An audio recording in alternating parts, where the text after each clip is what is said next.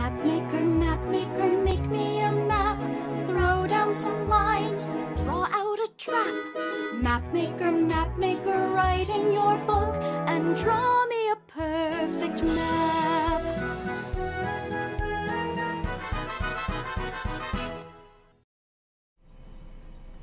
Hello, I'm back. If you're wondering where I was last week, the answer is adjusting my mental situation. I started new meds. Yeah, I've started the long journey of mental health care. Go me. So I am currently... If I'm a little weird today, it's probably because I'm rebalancing everything that's been going on in my brain for the past 10 years. So, I apologize if I'm a bit loopy. But if it is your first time joining me here, this is the Great Map Experiment. What I've done is I have this gigantic map that I've made in Incarnate, and I've got 4 major continents, and most of them just have little red X's, and I helped myself out this time, because I want your input, chat. What I have done is I've numbered every single one of them that is still remaining. So, if we look over here, oh, come on. So we've got 1 starting all the way at the top, and then it kind of does a loop around this way to the west, and then down to the south, all the way to the bottom there, and then this one kind of had to just be thrown together in this order. But you can kind of see already that we have some areas filled out that we worked on in previous weeks. We did Bogshore, which was our starter town. And we came down to the south and we did some ruins. We've added that into our map.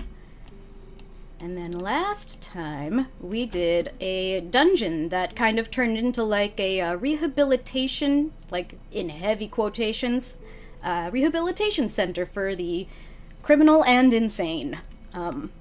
So I'm actually still working on the copy for that, which is why I don't have it out on my Ko-fi or on our Discord right now. Just I haven't had the time with everything going on, but I do have this really beautiful, like, hand-drawn map that is gonna come with it, so hang tight. Yeah, Shane, it's almost exactly like Arkham. But, you know, it was inspired by an oubliette, like, just basically a big, deep hole in the ground where you throw things to forget about them. So that's what inspired that. However, today we are going to be choosing one of these locations to place a natural landmark. But first, I want to thank my good buddy Weston for being here with me today. How are you doing, Weston? Hey! Thank you, Sam. I'm doing well. Doing well. Glad to be here. Thank you for having me. Yeah, Weston, actually, it was a lot of your input for the Pilgrim Star Rehabilitation Center, so, it was really great having you here last time. I'm glad you could join me again. Absolutely. Absolutely. My pleasure. Alright, so, first things first, we have to pick one of these many red X's to sort out. We haven't done anything in this northern continent yet, so if I may, just suggest that we move up here so we can kind of start filling things out on the edges and working in. So, I'd be happy with any of these numbers. If you're watching in chat, go ahead and toss in a one of the 8 numbers that you can see. We're gonna ignore number 9 and number 10 down there. Those are on the other continent. And we'll pick a spot to put some kind of natural landmark. What's looking good to you?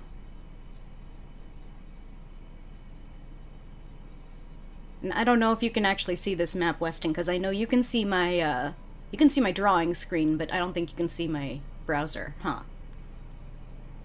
Oh, I'm checking out the Twitch as well this time, so I can kind of get a clearer picture of what the audience is seeing. Oh, nice. Shane says roll a d8, which is not a bad idea. I happen to have my dice with me very close by almost at all times.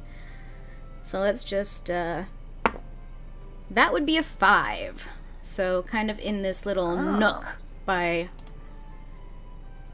the mountains. Kind of snowy. That's perfect. I was already eyeballing that. Were you really? Look at that, it's Kismet. It was. Alright, so that's going to be our location for a landmark. I'm not going to put in an icon for it yet, just because we don't know what kind of landmark we're making yet. But we are about to figure that out. Let me just save that so I remember where it goes. And while that's doing that, let's click over to... Boom!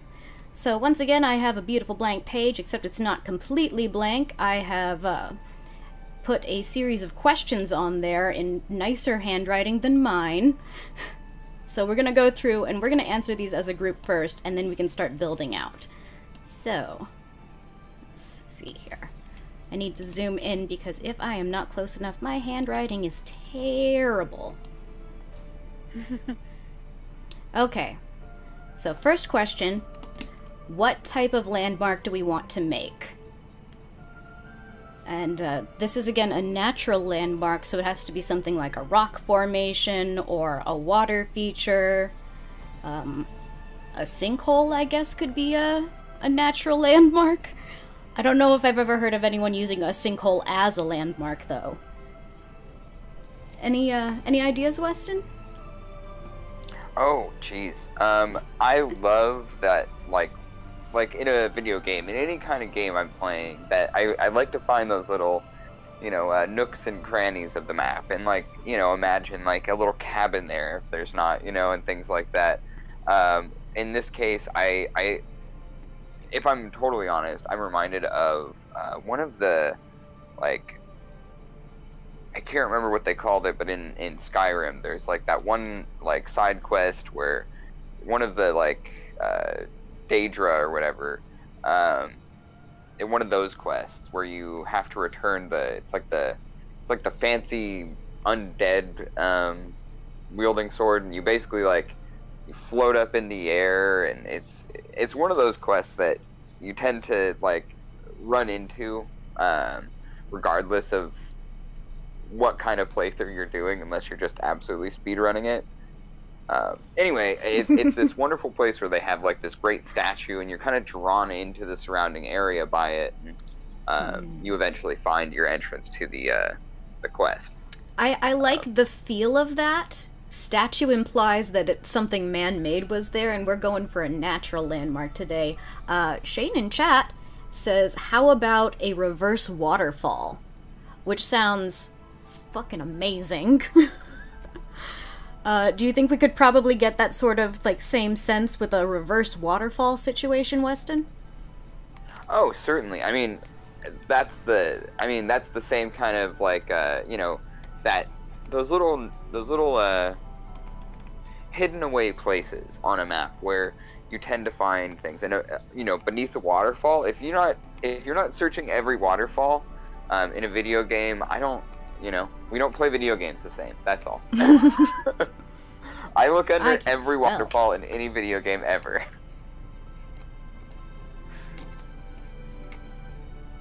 I mean, we've been trained by video games to know, if there's a waterfall, there's probably something secret and cool behind it.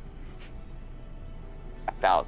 Or we jump off of it and die. Because if there is, it's gonna be so cool, because it's under a waterfall! And a reverse waterfall, that's just not only does it make it harder to get into the waterfall, so there's definitely got to be something behind it. It also implies some kind of fount of magic, or place of real significance to the world, and landmark that fits the bill perfectly. So we're gonna go with the reverse waterfall. Thank you, Bio Outbreak, aka Shane, in chat. So we want to next, reverse waterfall. Yeah, they do exist in real life. They it's when there's so much updraft that the water, as it's falling, actually gets pushed up and creates this illusion that makes it look like it's falling upward instead of down. It's really cool looking. In fact, Weston, I know that you can probably Google it right now if you wanted to check out what one looks like. I don't have that luxury because I'm on the screen right now and I gotta be writing things. So we'll do the reverse waterfall. So the big question with the reverse waterfall, is it the natural illusion of a reverse waterfall, or is this like a magical reverse waterfall and it's a waterfall that they don't know where the magic is, it's just innately magical? I mean, you know where I'm going. Yeah, I know. Magical. Yeah. I think magical is much more interesting than non-magical. Definitely gonna draw a player in, you know? At least someone was gonna want to go check that out.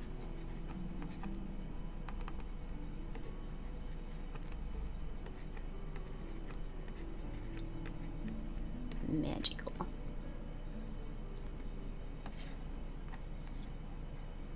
Yeah. Thank goodness for the undo button. Okay, reverse waterfall, and it's magical. We kind of have a little bit of an idea of what the surroundings already are, because we've picked a spot that has some mountains. So we know we have mountains and forest. And we can define some other things around it too.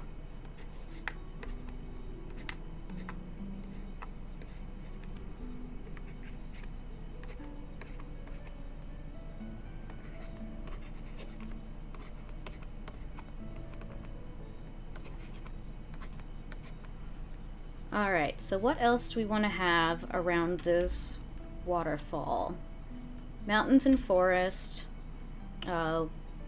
Since a waterfall is a water feature, we can throw in like a pond or a lake or some type of flowing body of water.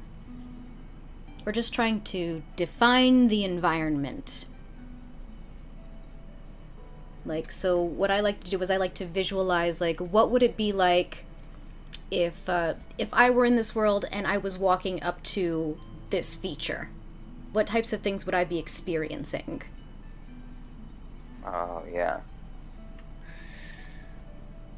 Well, I don't know if it's too, if I'm, did you say there was going to be an encounter plan for this location as well? Yes, so the plan is we will describe the location, we will define some things about the location, and then we will come up with 1 to maybe 3 encounters that you might find in this location. And as far as like encounter goes, it doesn't necessarily have to be with a creature or hostile. It could be even just like there's this plant that grows there and, you know, it's got these properties, and if you want to investigate it, you can find these things out about it. That kind of a thing. Oh, I love that. Yes. So, and like, I love a riddle game, all kinds of different fun encounters you could do. For a reverse waterfall, it kind of writes itself, right? Mm-hmm. I mean, we could have a forest spirit or a mountain spirit or a water spirit there that has you answer a riddle. We can do something like that, absolutely. We want to kind of figure out what's going on with the surrounding area first, though. If we want to do anything... could be like Yellowstone geysers. Water is super hot. That's Oh, yeah. I like the idea of geysers because that kind of helps support this, like, reverse waterfall situation. Maybe it's a geyser that turns into a reverse waterfall. Oh. But yeah, we can put, like, hot spring.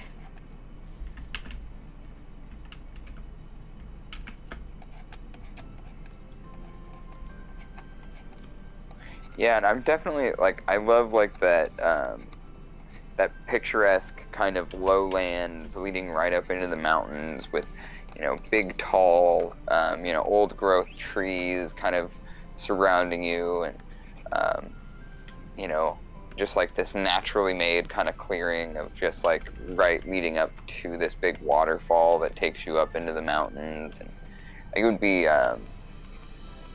like...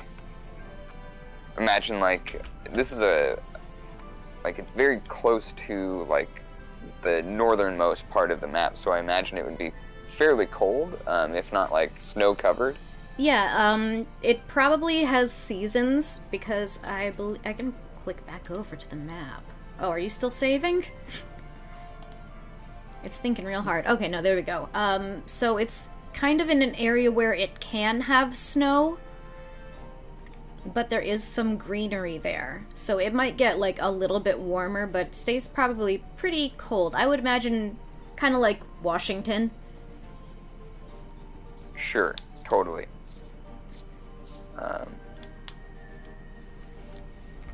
Yeah, no, that's exactly kind of where my head's at. You know, that, yeah, would this reverse waterfall have, like, a lake surrounding it? Would it go off into a river? That's, like, the kind of questions my brain's asking, because I imagine it just, like, I imagine it like a lake, yeah. or like some kind of, like, large standing body of water rather than a flowing body of water, almost like giving the implication there's some kind of huge aquifer or something beneath, or even like a big pressure system, like we were talking about with, like, a geyser pushing the water upward. Oh, but it's also magical, so you don't necessarily need any of that Yeah. rational scientific explanation. We don't have to deal with physics for this one. And yes, there might be, like, a fae or druid grove nearby as well. So the X originally is, there's no waterways there, so I think the idea of doing, like, a pond or a lake would be really cool. Maybe it's like, you know those, like, crater lakes that are, like, in the mouths of volcanoes? Mm-hmm. Totally. Something like that, maybe? Oh, I'm reading you. Absolutely. Okay, so we're getting somewhere now. I love a good volcano.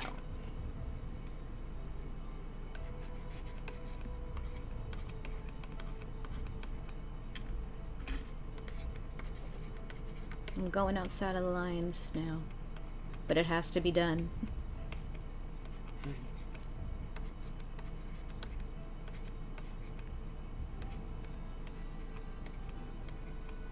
Because once we have all of these answered, we can start kind of mapping things out and where things are in relation to each other. Okay, so next question: is this a peaceful or a hostile environment?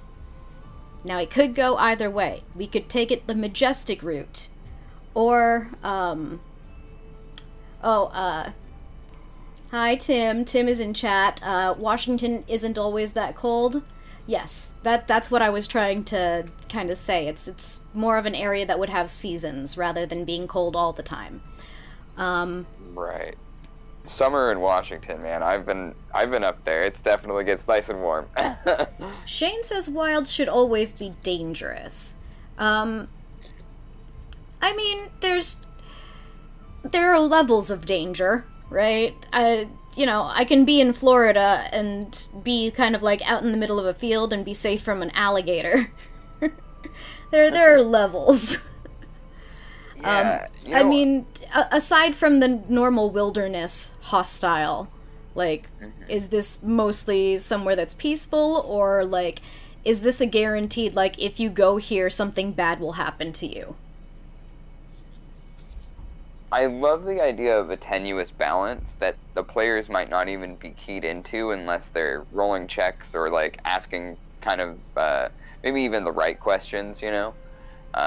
Where it's like, you know, this kind of, like, maybe because it's a magical kind of, at least the waterfall's magical, maybe the area's kind of got, like, some kind of,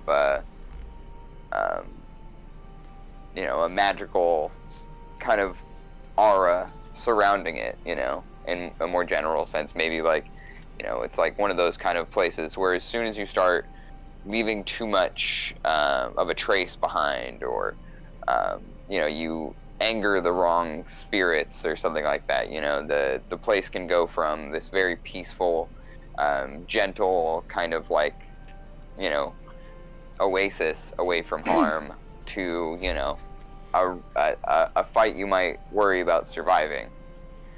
Okay, so if we want to lean into the Fae thing, it could be like things get more hostile the longer you stay there, because like it seems like a peaceful place, but it's actually very dangerous, like a Venus flytrap, basically.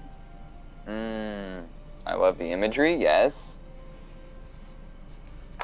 So, I like the idea of leaning into the Fae thing. Hell yeah. So, that actually gives anyone who will be using this location for a game or using it for writing, it gives them a lot of play with it as well. Because, you know, Fae could be evil, Fae could be good, Fae are just chaotic. Mm-hmm.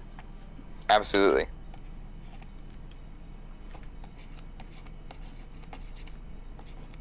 So it's a Fae Grove.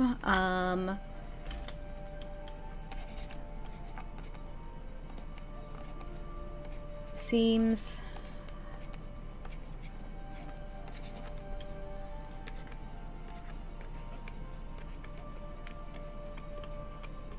idyllic, but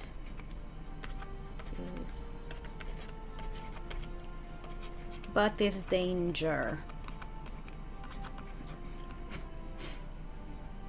I'll remember what that means. Okay, so now we get into the fun stuff. So the first thing I have is what creature encounters could happen here. So these could be like wild animals, these could be like the Fae creatures, like a fairy or a dryad or something like that. Or it could be like a mountain lion. So just kind of brainstorming what type of creature encounters we could have. Yeah. What about like a creature that would serve as like almost like a test, you know, for the parties, like whether or not the you know, nature itself is going to come for them in that encounter, you know?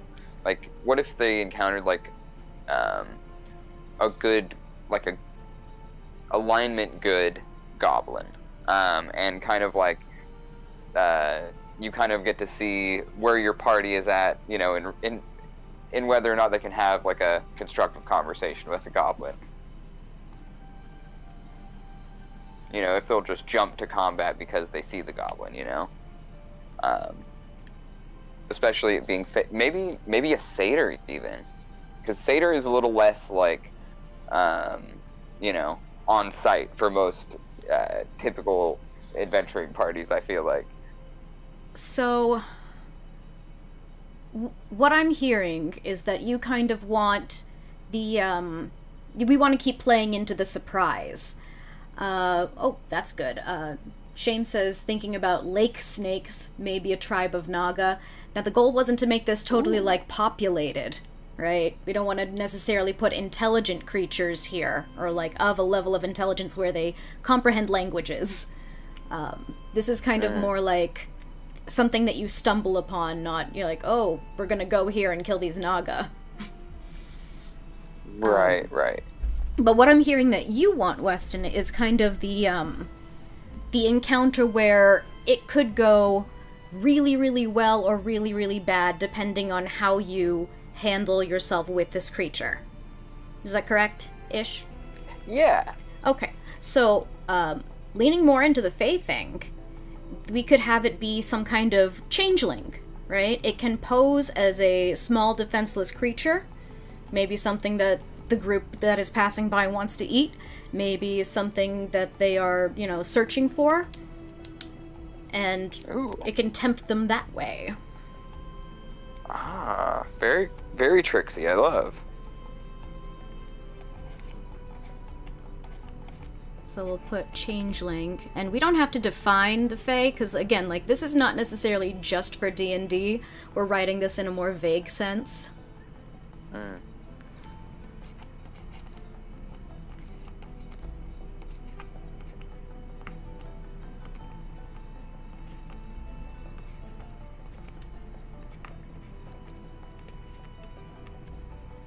So changeling.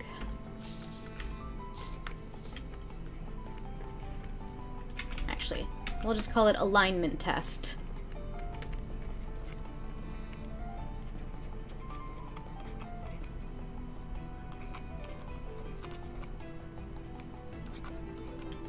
It's always good to do a little alignment check. It's one of my favorite things to do, especially since most parties are just, like, relentless murder hobos. Yeah. Just do a quick check-in with the consequences every once in a while. Okay, so we have Changeling. Yeah, Shane, exactly. Could be something with polymorph or disguised self. Yeah. We don't have to define, like, what the Changeling is actually able to do. We're just writing Changeling as kind of a blanket term for something that can change its shape.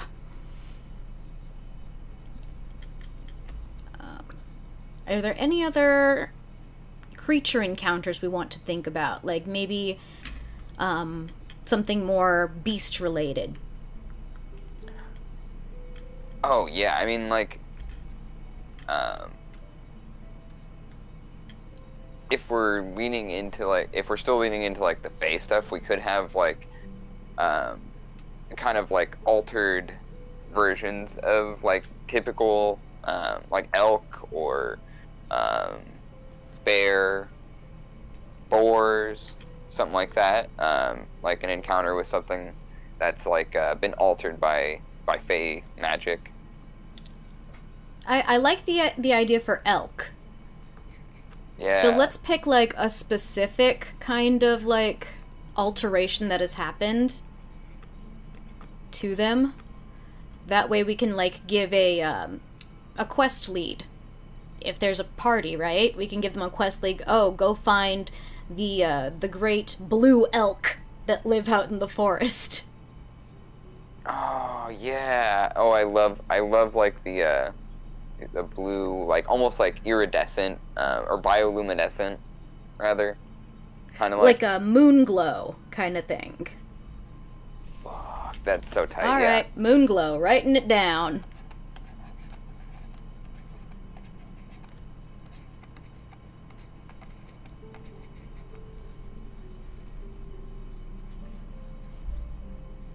Oh, Shane says there needs to be a big fish in the lake. Ooh, I very like that anime. idea. Like, what kind of fish are we talking? Like a big scary fish or a big friendly fish? I imagine it's like the legendary catch, you know? Like I'm thinking of, like, a early Avatar. They have that episode where they have to catch I think it ends up being like a sea dragon or something, but I think Naruto has a similar episode early on. I wrote down big fish, and now all I can think of is the movie with Ewan McGregor.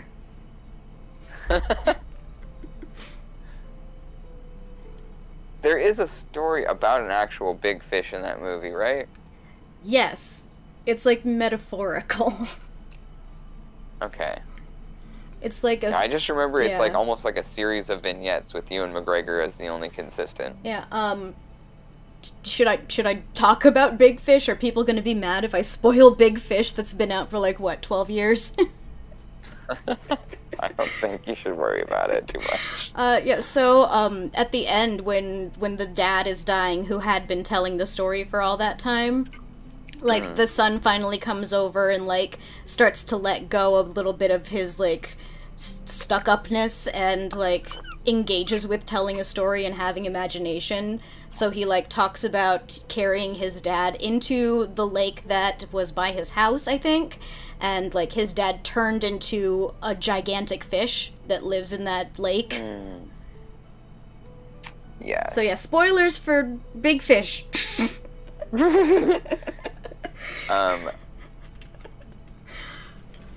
Yeah. It was an excellent movie. I don't discount it. It was really good. Visuals are great. But, like, maybe are we thinking Big Fish just for, like, ooh, big freshwater shark like Jaws. Yeah, so this is, like, for we're thinking for, like, some kind of, like, angler fishing quest.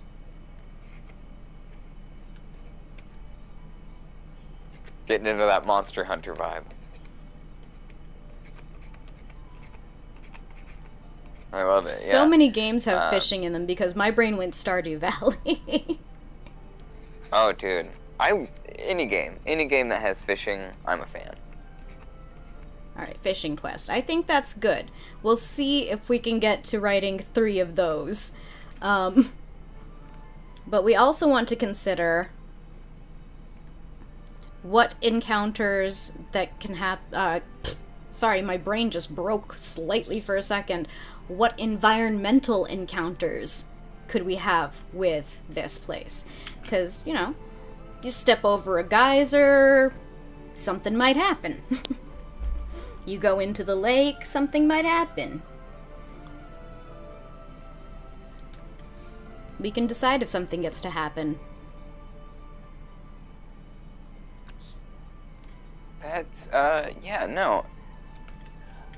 I definitely like the idea of, like, having random, like, spouts, you know, up spouts that kind of can, you know, do a little damage to a player because of the heat, the steam, all that stuff. Steam spouts. Yeah. Because of Fey magic, I keep thinking of living trees. But maybe I'm thinking more of, like, Wizard of Oz, living trees. Oh, like the ones that throw apples? Yeah.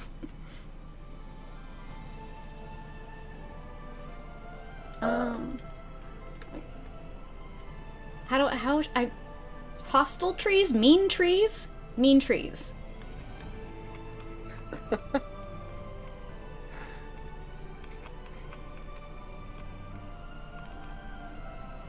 The Crabapple Gang.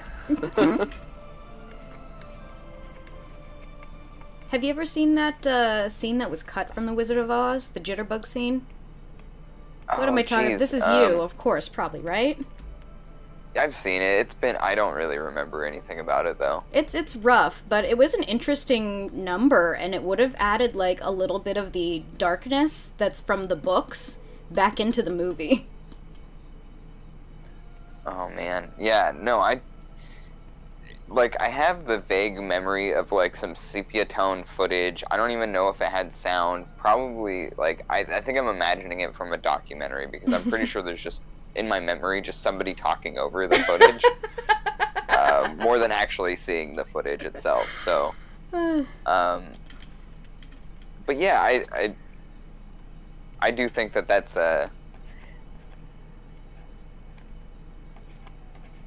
it's an interesting one. I don't know. The Wizard of Oz is so interesting to me, especially because, like, the witch used to scare the living daylights out of my brother. Like, when he was an infant, or not infant, like a toddler, like, even just playing the sound of, you know, "I'll get you, my pretty," would literally send him running from a room crying. Like, he could not handle it. So, you know, it's like, part of me absolutely adores the aesthetic of, like, Return to Oz, but I love the interplay between dark and light that kind of exists within the original Judy Garland Wizard of Oz.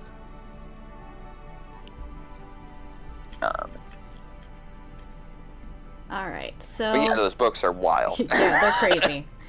Sidebar, weird. Alright. So the last question I had written down was what supernatural encounters could happen here, but we kind of have them covered a little bit with the creature encounters. And also with the mean trees. Right. I did want to say, like, maybe, like, as, like, a consequence, or not consequence, but, like, a determining factor in interacting, like, how they interact with a lot of the natural world that exists in this area translates into, like, whether or not, like, a elemental or something like that, water elemental or air elemental, will help them get behind this this reverse waterfall for, like, you know, a treasure chest, or, you know, maybe even, like, the entrance to a side quest, or like a dungeon or something like that. But ultimately this is its own side quest, so I don't know how much more you want to add on top of that. Yeah, I'm not trying to stack a whole bunch of things into one. I'm not planning a whole adventure with this. This would be like a 20 to 30 minute encounter, unless you decide to pick a fight. in this location that maybe the group is passing through or decided to camp at. Okay. Like, I'm not trying to put a whole dungeon behind a waterfall right now.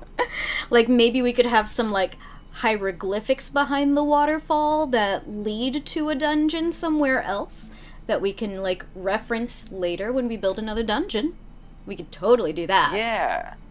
I mean, you can even just kind of, like, yeah, or put, like, you know, any person running this map could, like, put whatever will be, like, central to, like, a clue central to their quest or something like that. Like, it could be any number of things behind the waterfall, but yeah. Absolutely, absolutely. You know what? That might even be something that we just leave open for anyone wanting to use this in the future. And Shane, I do see you with the fissures, lava spills, and forest fires. I'm gonna take out lava spills just because that gets messy. And it kind of goes against the feeling we wanted to invoke earlier. Like, we talked about it being like, it feels peaceful, but it's very dangerous. I don't know if I've ever looked at a lava flow and thought, oh, that's nice. I've definitely thought, wow, but not necessarily. It's not been a comforting thing. But I see how, like, you know, if, like, carelessness comes in, like, with your fire handling or something like that, forest fires might be could be an issue kind of thing, maybe? Oh yeah, well, anytime you're in a forest with a spellcaster that has a fire spell, you're in risk of a forest fire. It really just depends on that caster. Yeah. You can always set a forest fire. Don't do that, though. Yeah. Listen to Smokey the Bear, not me. Alright, so we have all of our information. Now we can get to kind of laying things out. So, you're picturing Australia at the moment. It's a bit colder than Australia.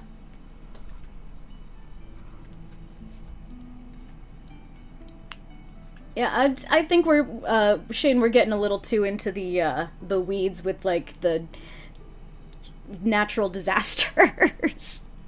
Also, I'm from California, so, like, forest fires are real. Forest fires almost took out my brother's apartment. California is still combating them. New Mexico is also on fire right now, so, you know. Just good vibes to those people, and, like, really big hopes that everything seems to calm down, and, I don't know, maybe we can get some more water into the atmosphere or something. Alright, so we are gonna start marking this out. So we know the central thing about this area is this reverse magical waterfall. So I'm just gonna kinda etch in a waterfall. Now, it's hard to tell that it's reversed right now, right? We haven't defined a direction. You have to use your imagination. Yeah, so,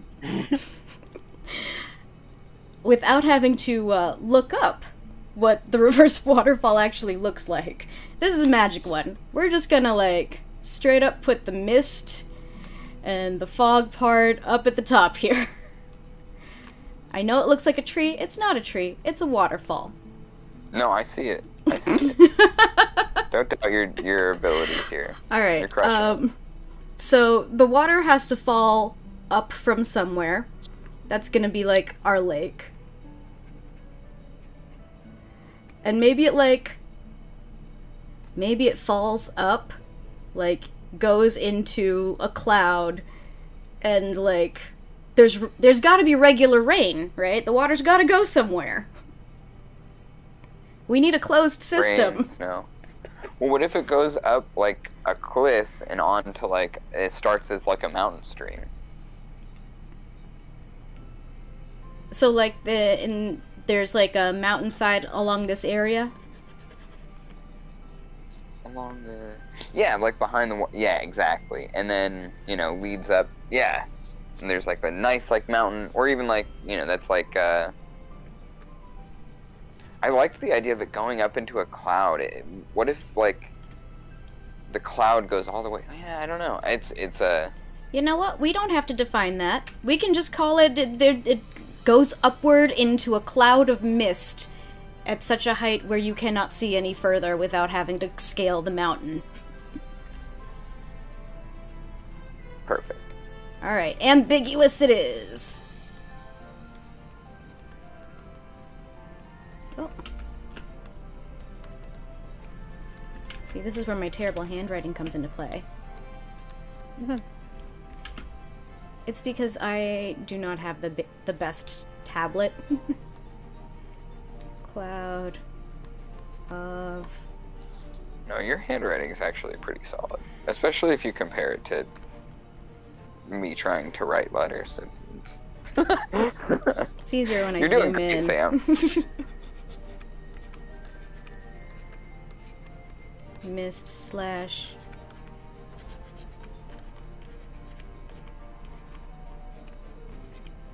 ambiguity. The mists of ambiguity. Actually, that would not be a terrible name for this location. Yeah, I love it. Alright, I'm gonna stick a pin in that idea and we'll come back and write that down later if I remember. So the lake gets water from the waterfall and the lake drains into the rocks, providing water for the waterfall. Wait, what? You're breaking my brain a little bit, Shane. The lake gets water from the so water... But then the lake would have to be up. Because it's falling upwards, right? Like, maybe it means like it precipitates after it goes up, and then Yeah, I'm all for having it, like, rain so that it can go back down into the lake. It's, oh no, I'm switching colors for the first time ever on this stream. But I want to make sure that... it's very clear that this is rain. Oh my god, color! The world is a carousel of color. And I think that's all I can say without Disney suing me. Alright, back to black. Yeah. Alright, so we've got our upwards waterfall that is magical. It's going into the mist of ambiguity, which then rains down to refill the lake that feeds the mist. Let's see. We wanted to put in... We know that there's forest nearby, so I'm just gonna mark in some trees. Some symbolic trees. Yes, the lake is in the crater of a mountain. So, I don't know if you've seen, like, some of the pictures of some crater lakes, Shane, but there are quite a few. I know that it's in Oregon, right? There's a crater lake in Oregon? The one that I know about most is the one that's in the Philippines, because it's, like, super crazy weird. So it's on an island in the Philippines, on a mountain, in a lake in the middle of that volcano mountain, and then there's another island in the middle of it that has its own volcano lake. It's freaking tight. Yeah, so there's an island in the middle of a lake, in the middle of an island, in the middle of a lake, in the middle of an island, in the middle of the ocean. It's got wild secret headquarter vibes. Yeah, but the thing about most of these crater lakes is the volcanoes they have gotten to a stage of such gentleness and, like, dormancy where they can, like, cause hot springs and things to happen, but for the most part, the volcanoes are not expected to erupt anymore. And for that, this is a long way of getting there. For that reason, usually you actually see quite a bit of vegetation around these crater lakes. Delicious, delicious vegetation. Yep.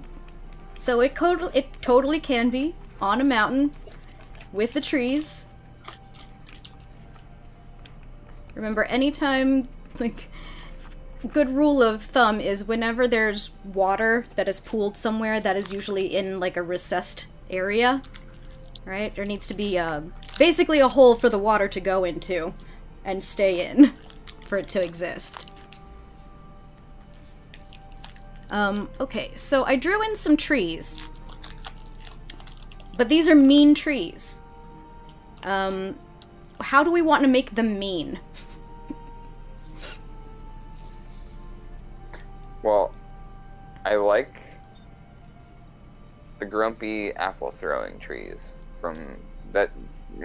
But what if instead of being just exactly that, they were like throwing pine cones or something? What if the pine cones were grenades? Exploding pine cone trees. Oh, that's delicious. I'm opening up so many cans of worms for dungeon masters wanting to use this location because your party's gonna try and harvest these pine cones now. Yeah, no, that is absolutely 100% true. Yeah, no. Every group I know of would be like, can I take the pine cones with me? But I love the idea and I don't want to let go of it. Run with it. Alright, so how am I gonna do this? I gotta zoom in. I'm gonna draw a pine cone.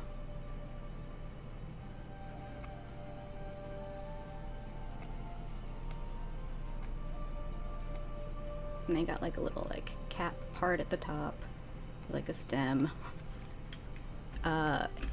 They explode, so.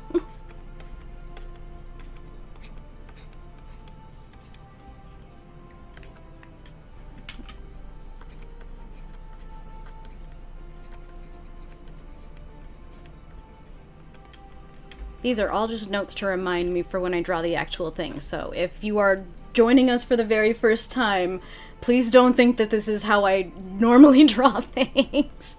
These are shorthand notes.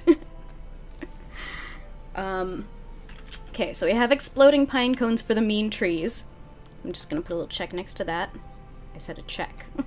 Alright, oh, before I get any further, we want to draw our big fish in the lake for our fishing quest, right? So I'm just gonna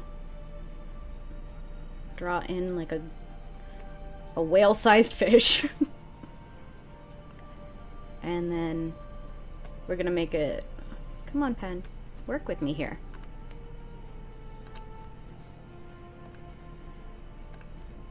Just trying to get a line in.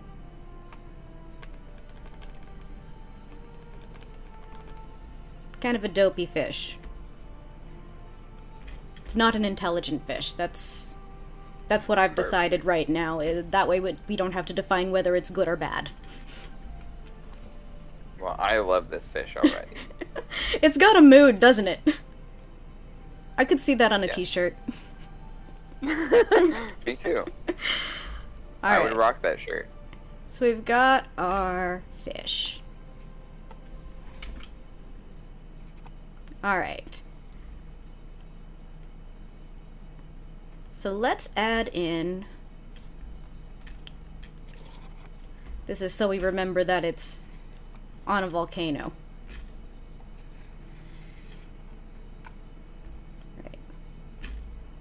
And there's probably like other trees on the way up.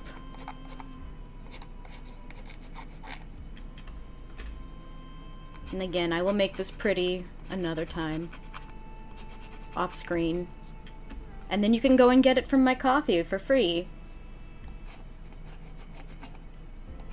Because I don't put things on there that I charge for. If you want to leave me something for it, then awesome, thank you. But no means obligated. Alright, so we wanted to put in like some steam spouts, some little geysers. So those would probably be very close around the edge of the lake. So. Oh, I love it, yeah. Let's see here.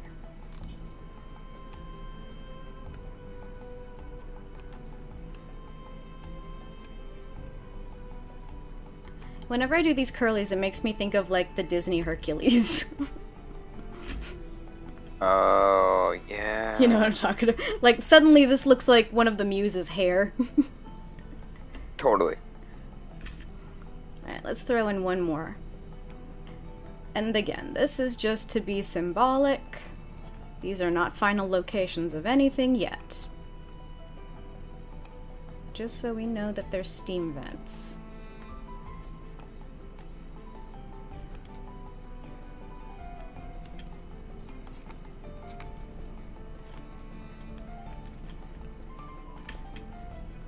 Alright, geyser, volcano mouth, crater lake.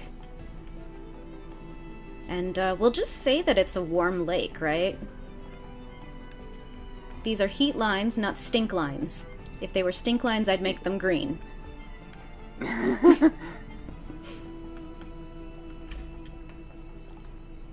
It's very Yellowstone, isn't it? A little bit. Like Yellowstone or, oh my god, why am I blanking? The one in California.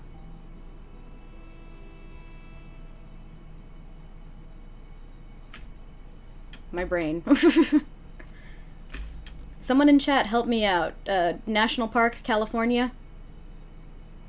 Yeah, it's escaping me too. The one with the geysers. Yeah, that one! Why can't I remember the thinking name of it? Because I've never actually been there. Yeah, I keep thinking of the sparkling water brand from the 90s. That was Yosemite! just like Crystal Geyser. Thank you, Shane. Yosemite, yeah, it's kind of got those vibes too. But Yosemite and Yellowstone are, you know, they've got a lot of similar things going on, even though they are very, very different. Alright, so Yeah, let's start with a Y. Alright, Fay Grove seems idyllic, but is danger. It's looking pretty idyllic. Like, I could imagine a cabin over here somewhere. Right. You know what? I would like to live there. You know what it needs to be, like, more idyllic? It needs a rainbow. Because where there is rain, there is rainbow. So, let's see here. Red. Orange. Yes, I am gonna do every color. Do it. That's 2. Green already. Yellow. Green. Blue. Indigo. And violet. Yeah. Now it's idyllic. Double rainbow. Beautiful. Dang, if I knew you wanted a double rainbow, Shane, I would have put that on another layer and just duplicated it. Save myself the trouble of drawing it all again. Alright, I am back to black now, yeah? Okay, good. Alright, so we've got kind of the... Yeah, we've kind of hit that idyllic note. Sorry. Let's... Oh gosh. Why did I choose elk? Like, I gotta draw one of these. Oh, yeah. You can just do, like finger horns.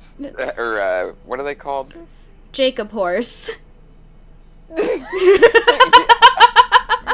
Just draw Bullwinkle. It's got ears, and then it's... Sure. You're nailing it, frankly. I don't know about that. No, I've seen this in the wild. Oh gosh. What happened to the eye? There we go. It's just like real life. Is what I'm seeing is a perfectly rendered, to scale picture of a. I don't know what kind of tails they have. What are they called again? Moose. Elk. What did we decide on? Elk. Right. It's beautiful. It's perfect, just like the fish. Yeah. I don't know what kind of tails elk have. I almost tried to say mooses, mises. And this is a Moonglow elk, so we want to make sure that we know that this is going to be a, like, light blue, ephemeral... You could just write Moonglow in its tummy. That was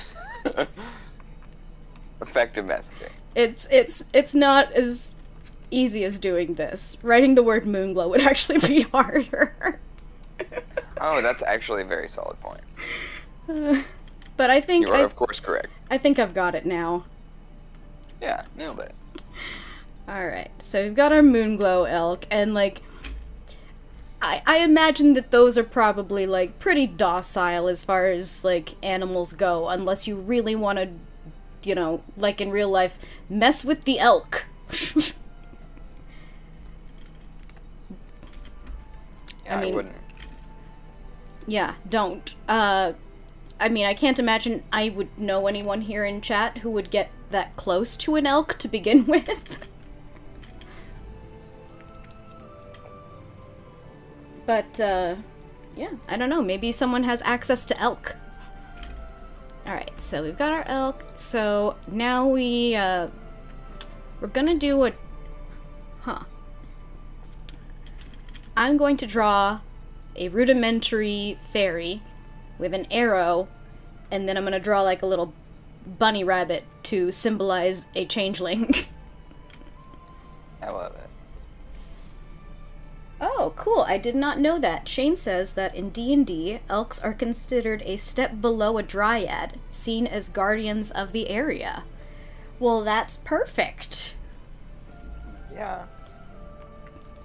Like, honestly, like, since we were talking about that changeling, a great way to draw a party in and get that feeling that we were talking about of, like, they don't know that they're in a bad area, but they're gonna find out real soon, is to have the changeling, like, imitate the elk.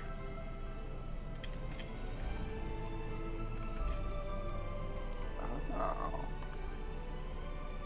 Let me zoom in. So there's their little, like, flower hat.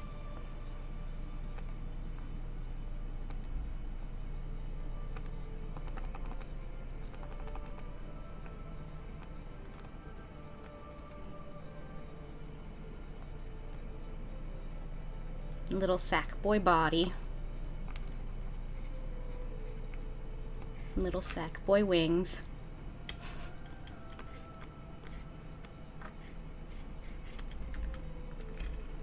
And I can change into like a rabbit. Why am I drawing a rabbit weird?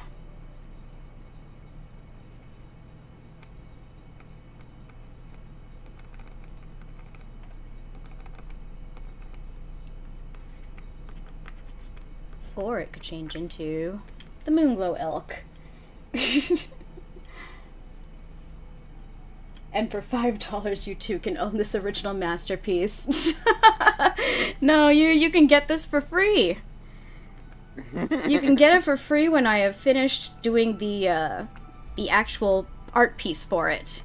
'Cause I always, like, my intention is always to release this information for everybody. So, you know, if you want to donate $5, I would appreciate it.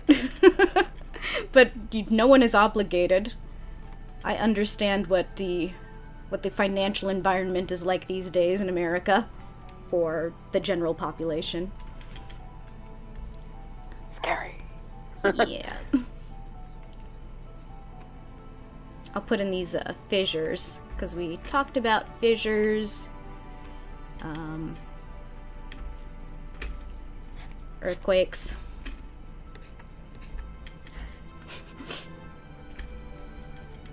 Alright. Changeling, Moonglow elk, big fish, steam spouts. I just want to make sure that I hit all of these things. And then I'll actually bring up a text window, and we can type out a couple of things to make notes for. Excellent. Yeah. We are actually, we're doing quite well today. It's only about an hour into the stream. And I have 6 viewers? Thank you, everybody! thanks for being here and joining. I certainly appreciate the help because we are trying to get to affiliate status with the channel. And if you are joining for the first time ever, we also, we stream D&D games, other tabletop content.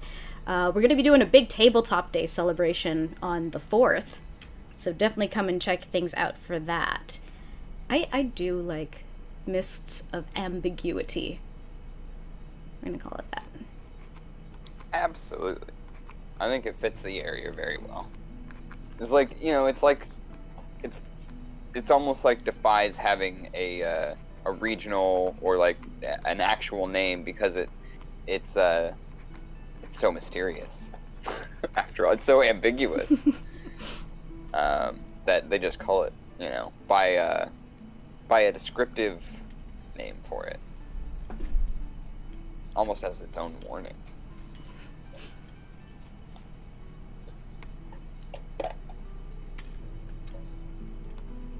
Hey, don't go there. Why? It's vaguely bad. We're not sure. Alright. Let's bring up a little text window now. And let's start with... Well, first of all, I have to change the font, because that's going to be crazy big and not at all what I want. Oh. What happened to my text box? Come back. Come back, text box. There we go. Let's make it smaller and I'll zoom in.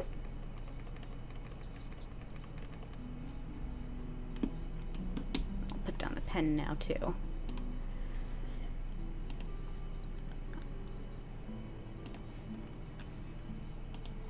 All right.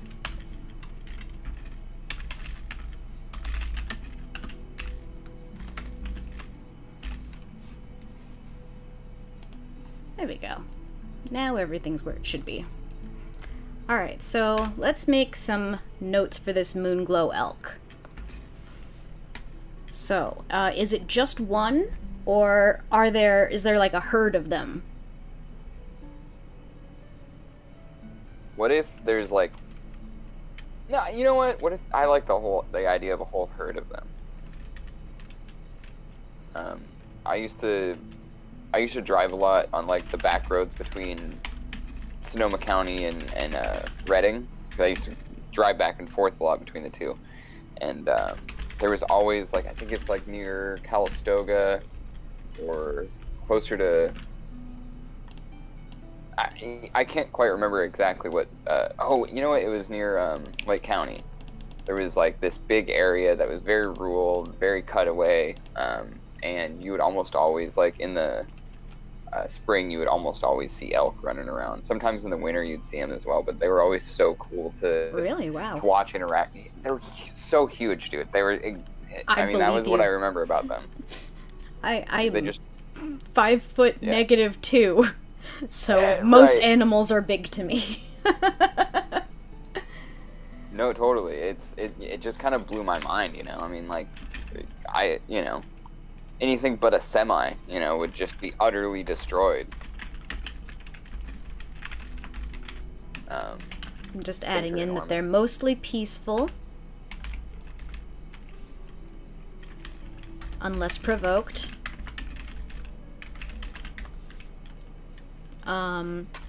So, in the event that they are provoked, do they have magical ability, or do they just use their, like, physical strength and natural attacks? Well, Shane, I think, was saying that they're like big in, yeah, like, at least in the rules as written or whatever. But I do like, because they're Moonglow elks, that they might have some kind of, like, almost like, it would be cool if they were able to wield, like, some kind of charm magic, or some kind of, like, telepathy? Something like that, yeah.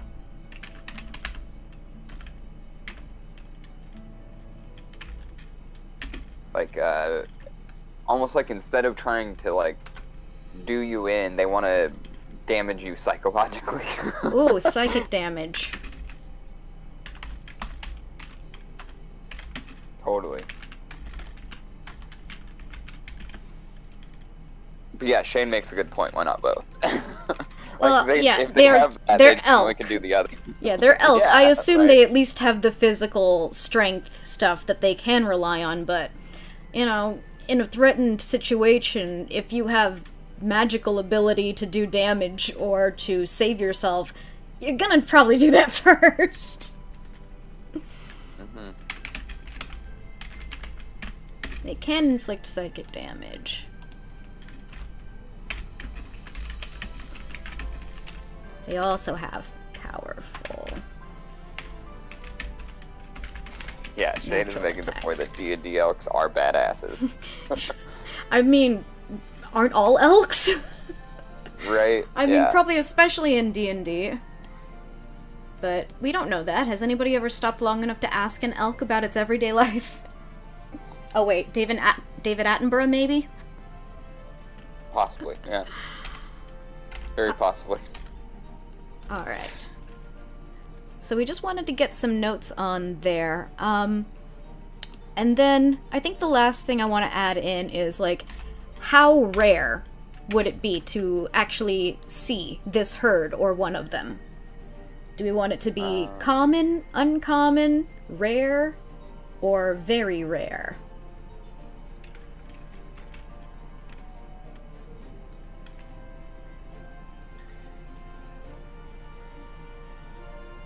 It should be hard for, like, a party to track down the entire herd. Like, you might be able to find one, but keeping track of that one all the way back to its herd might be really, really difficult. You know, you'd need some good survival checks, or stealth checks, or both, you know, kind of thing. Yeah, so we'll say, just as a note, this is not necessarily going to be in the final notes, because I'm trying to write this so that it's not necessarily just for D&D, but I'm going to write down nat 20 to find the herd. That's what it would take. Like, you'd have to roll perfectly to find all of them. Totally. Alright. Alright, next one down. Let's talk about the big fish. Do we want to give the big fish a name? Tony? Tony the big fish. I'm memeing. Hot Tony. Because he lives in a hot spring. Oh my god. No, my neighbors watched Casino like 8 times this week. So I just have mob movies on the brain. That's why I said Tony. But yeah, I think it's the right attitude though. I feel like this fish is definitely like,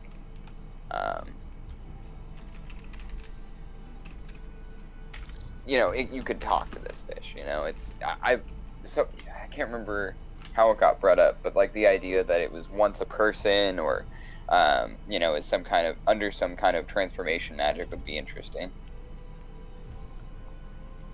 I don't know if we ever got into like making the fish like a magical thing. I thought we were just talking about it for like a fishing quest sort of thing. Oh yeah, I forgot. My bad. We haven't gotten to the Changeling yet. That was just my imagination. Right. No, yeah, big fish. I mean, it should then even more. It stands that it should have like a legendary name, like, you know. I'm just playing around with funny ways to write Hot Tony. Yeah, the impossible catch kind of name, you know, like, I don't know, Goliath the Behemoth, you know, something silly like that.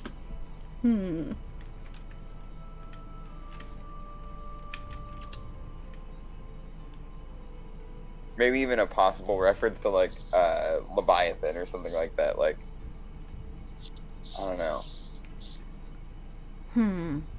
I know, the name is hard. I'm just gonna leave the big fish for now. We can circle back. Maybe chat will give us some good ideas. Shane's in the chat. My friend from high school, Tim, is in the chat. We have 7 viewers. Hi, everybody. Hello! Oh, Tim said that maybe the leader of the elk gets an element attack or something that sets them apart. Which could totally be a thing. But it would be so rare to actually find the leader that I feel like that is something that we could leave to the mists of ambiguity. Let the mists decide. Alright, so this is a big fish. How big we talking? Pound-wise? Or size-wise? Probably bigger than me, right? 5-foot fish? Oh, I was thinking like, you know, it's been a while 20, since I've gone 30 fishing. feet? 30 feet? Wow, that is a ginormous fish. A big fish. It's a big fish. It's a giant fish. 30 feet long. That's impressive. Do we want to make them a chonker, or do we want to make them skinny?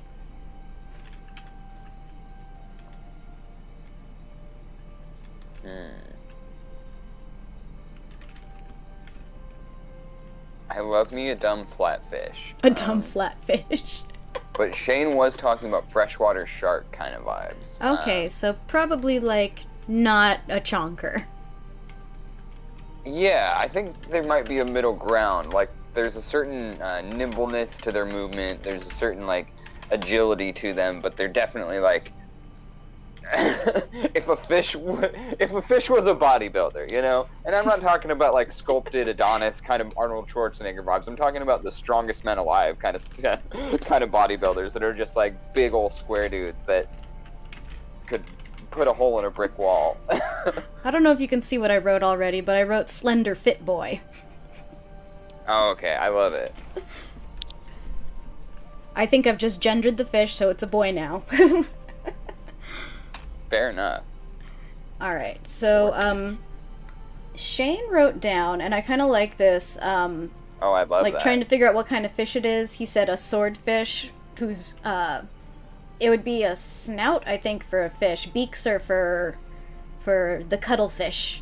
But, like, it's, like, to have its snout prized for making into exotic weapons. Yeah, Well, I love that. Like, imagine if it's got like a unicorn horn kind of like vibe. Oh, like for a its narwhal? sword.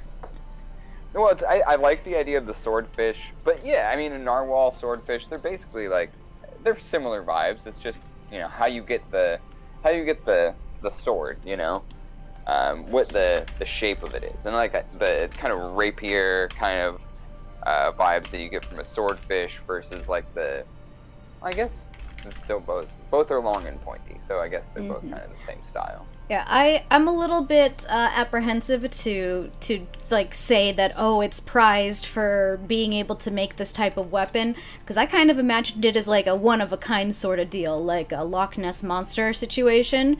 So we will give it like a narwhal horn or something like that, but I think it would be up to the person catching or slaying it to decide if they wanted to try and make it into a weapon. Would be pretty rad if they did. We'll make a note. Could be weaponized. If angler wants.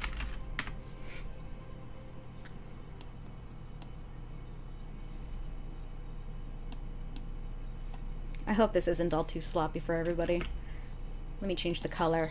It'll make it easier to read. It looks lovely. There we go. So we got our big fish. Still doesn't have a name.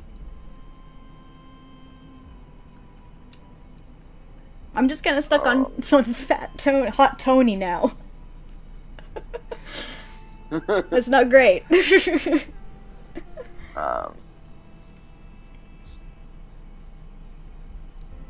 So what kind of vibe do you want it to have? Like, does it have like a really big aggressive name that is gonna make like, kind of like, I guess, like we want the players to catch the fish. That was right, because it's like a fishing quest kind of vibe. So, what if it has real nasty name? Like, Can we hit, like, nasty and majestic in the same go? Oh, yeah, I don't mean, like, nasty, like, foul words. I mean, like, you know, those, you know... No, like, yeah, like, letters, to match his nasty attitude. Yeah, you know, the villain name. It's got the villain style name, with, like, V's or X's. The sharp letters, you know?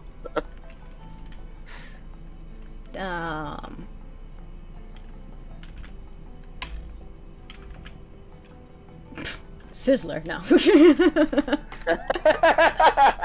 That's got Z's in it. Oh, the Dread Snapper. Ooh, okay. I like that. That's good. I've been playing a lot of Animal Crossing, so Red Snapper came to mind. The Dread Snapper. I like that it's narwhalish. I'm gonna go in and I'm gonna add a little... Oh, come on. Pen doesn't want to work. Oh, because I'm not on the layer. It's perfect. It's exactly what I wanted. Alright. I don't want to define too much about the fish, so we will leave it at that. And that is for future DMs or writers to decide how they want to take that on. Fabulous. We need to work on the Changeling next.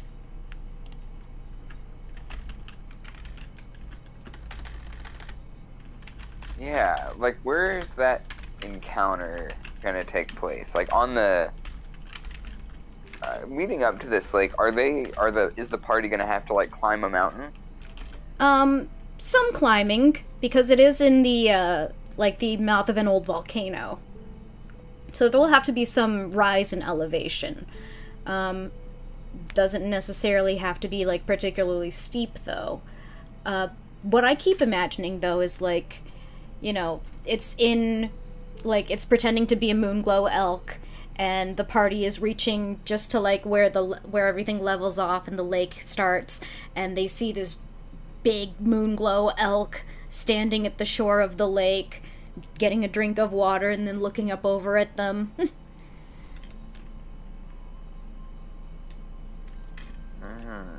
I'm just imagining, like, the gigantic, like, panning shot in, flying over as you go towards the lake, and there it is.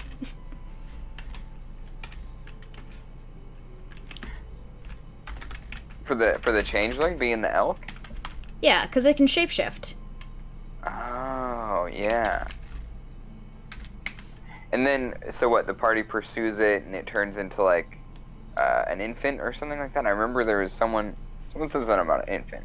I thought that was an interesting... Oh, for, like, changelings? Yeah, the lore is, like, changelings are what the fairies leave behind when they steal babies. They're like fairy babies that they leave for humans to raise as their own. Oh, yeah. Like, I'm just using changeling as a blanket term. Cool. Yeah. No, but I did like that, like, within this this setup. But, like, so, but either way, the Changeling starts out as the elk, the Moonglow elk. And do you have... Well, yeah. It can be, or it can be, like, something else that is, like, it's got the ability to shapeshift. So it can show up as an elk if that's what the group is looking for. It can show up as the fish if that's what they're looking for. It could show up as, like, any other wild animal or creature. It could even be one of the mean trees. But totally. But kind of letting it be, like, determined by the... Yeah, I like that.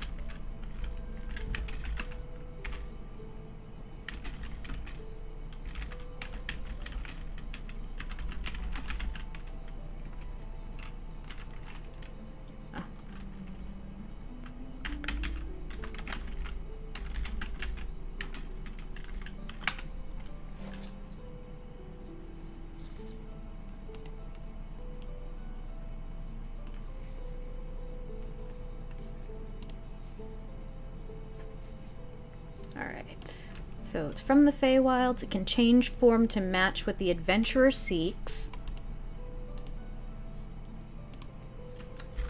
I should write the creature.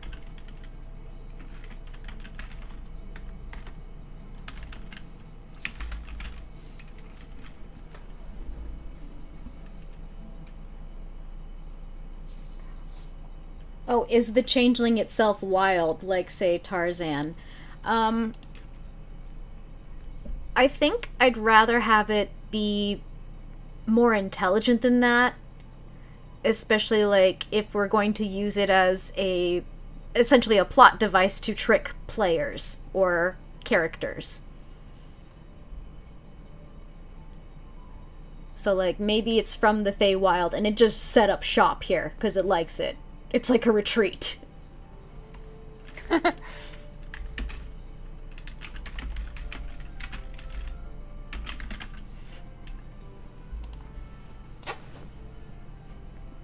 Like, it could even be that they were the ones that caused the rumors to start happening about this place so that they could get people drawn in.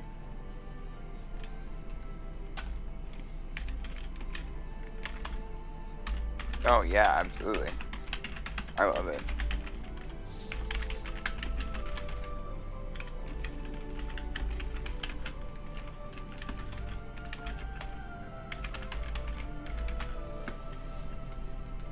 I know it's probably, like, really hard to read over there right now because of all the trees. Here, I know what I can do. I'll just lighten all of that up. There. Makes it a little bit easier to see. Alright, so they might have started the rumors about the Mist of Ambiguity.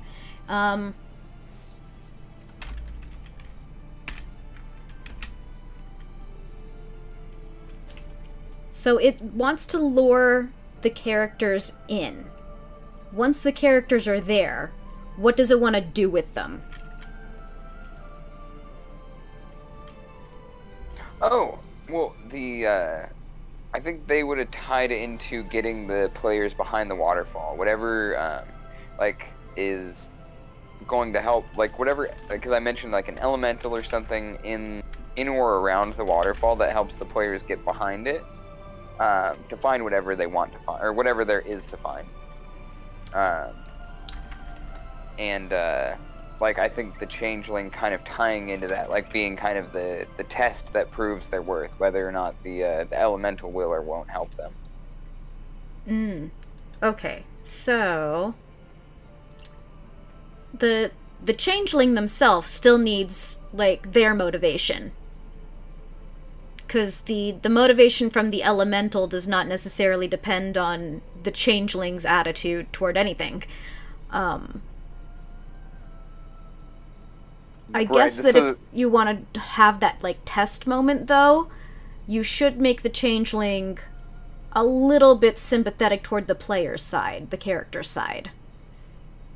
Because they would have to be willing to engage in a conversation or some kind of situation that is non-hostile for that to work. Totally, yeah. I almost feel like...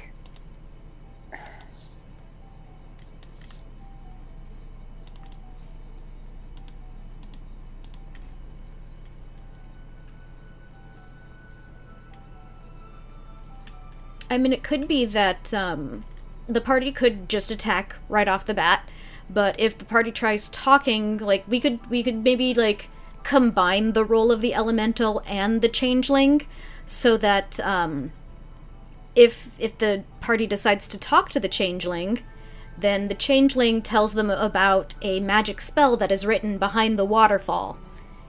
And maybe that spell can cause something good to happen. Or maybe the spell is so the Changeling can steal their body. Do a body swap.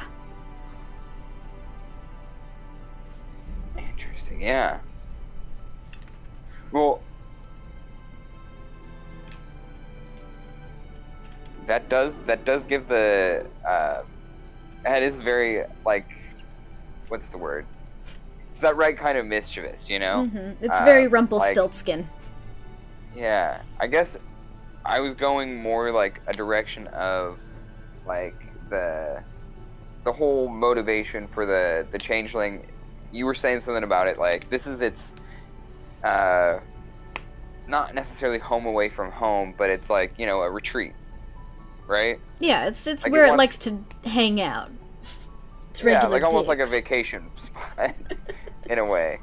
So maybe it like wants to keep it really nice. It doesn't want like a bunch of people there coming in and trying to exploit it, or, you know, take parts of it away that the changeling appreciates in a way that, you know, maybe a player character might not. So like the changeling is trying to determine if like the party is there for the disruption, or like, you know, or the appreciation of the place. I don't know. I guess that's more ambiguous. So, like, I'm gonna write judges, the characters,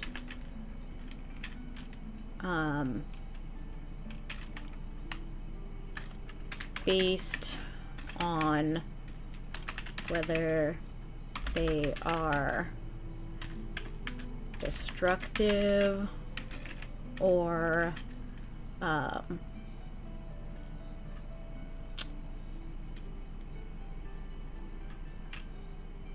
reverent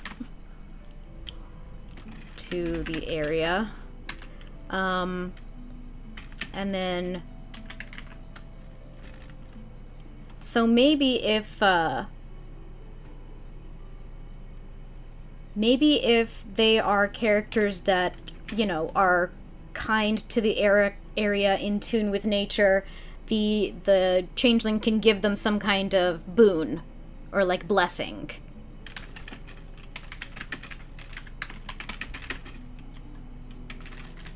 Yeah.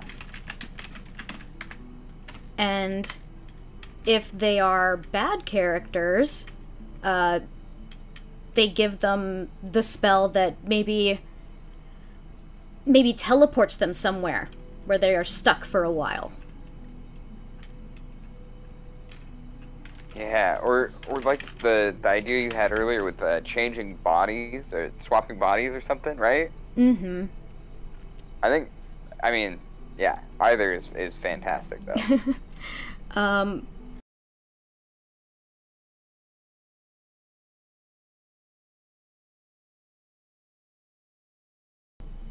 Oh no. I'm back.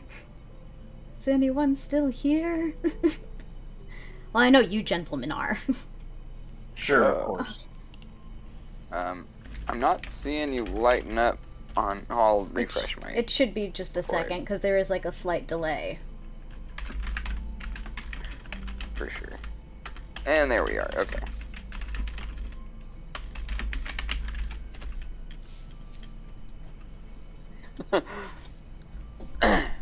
Whew. Alrighty. Oh, now that I've completely lost my train of thought, let's try and pick this up again. Luckily, I think we had pretty much finished. What was the last thing that everybody saw? We were talking about changelings. Yes. And I don't remember. It's past that. Was I down for very long? Like, I know that it was like the time I was scrambling, but I didn't necessarily notice when it actually cut out. Hard. I think what happened was I started yammering, and then I paused, and I didn't hear you respond, so I checked Disco. Oh. And saw you were no longer there. So there's no telling where we are. Yeah. Alright, well, if we were talking about the changeling, and hopefully everyone can start to rejoin us, and they just haven't abandoned hope. In any case, I am going to finish out this stream, and hopefully the numbers don't hurt us for this. So we talked about the changeling shapeshifter being from the Feywild, but they kind of use this area as their own recreational getaway. They can change their form to match any of the creatures that the adventurer is looking for. They may have started the rumors about the Mists of Ambiguity, and they are judging characters that visit that area based on whether they are destructive or reverent to the area and its natural surroundings. We said that they can, the creature can give a good blessing to good characters, but if the characters are destructive and bad, that it will send them behind the waterfall to read a spell that allows them to, allows the creature, the changeling, to steal the body of the bad character, basically like mind control it for a while. Cool. What it does with them, I think we can leave open. Yeah. I kind of just imagined them puppeting the bodies around and like putting on shows for themselves. That's kind of up to the discretion of whoever's running that encounter or whoever is writing the story taking place there. Right. Or maybe if characters have secrets, they can expose a secret.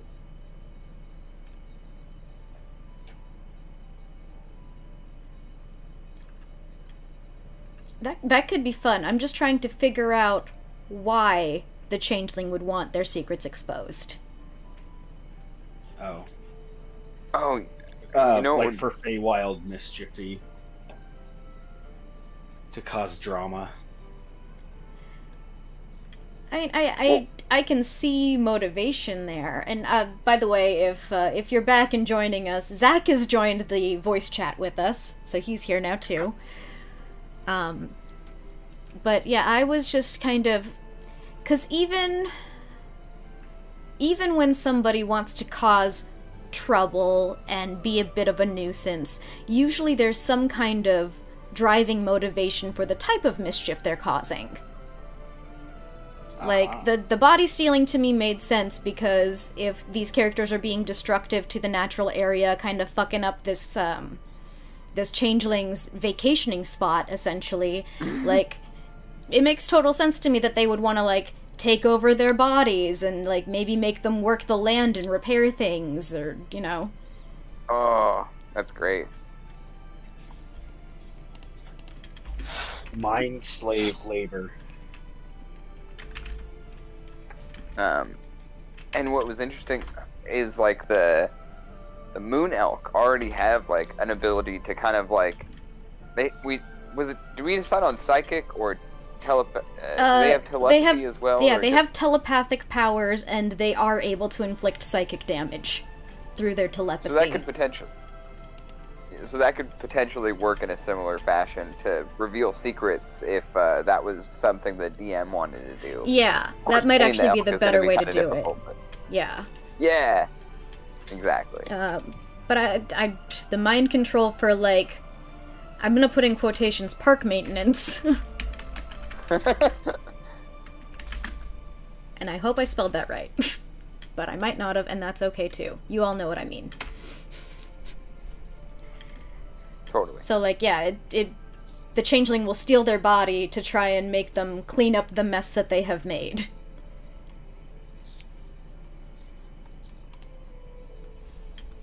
Alright, so I think that's it for the trickster changeling. Let's write down some notes about our danger trees, our mean trees. So let's see, what could we call them? We know that the pine cones are going to be explosive. So we can call it a something pine, something fir.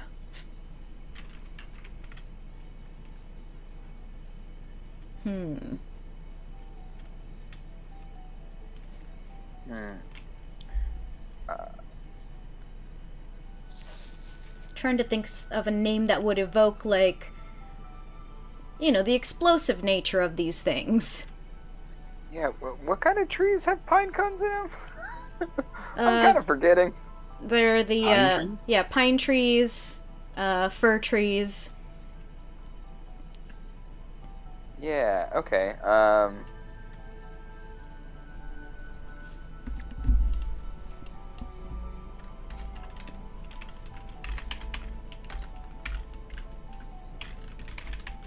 I don't know. I'm trying to think. I guess I keep going to like wordplay kind of fun names, but it's, you know, you're allowed to not do that too. I forget sometimes. Is all. What was it? Did you want to tie him to what was the creature? A moon elk? We don't necessarily need to tie them to any of the creatures here. These are trees Some kind of moon tree? These are trees that exist in the area that, they have a level of malice to them where they are able to launch their pine... Where they are able to launch their more common ones. Where are they? Hi. I was still talking. So yeah, let me explain the trees to you, and then maybe we can come up with some names. Because I know you just got here, Zach. So sorry. These are pine trees or fir trees with some level of malice that allows them to launch their pine cones from their limbs, and the pine cones are explosive. So they use them like incendiary grenades, essentially. Oh. Yeah, see how that's very different than what we were talking about? I want something... Very cool. I want a name that evokes the volatileness of this.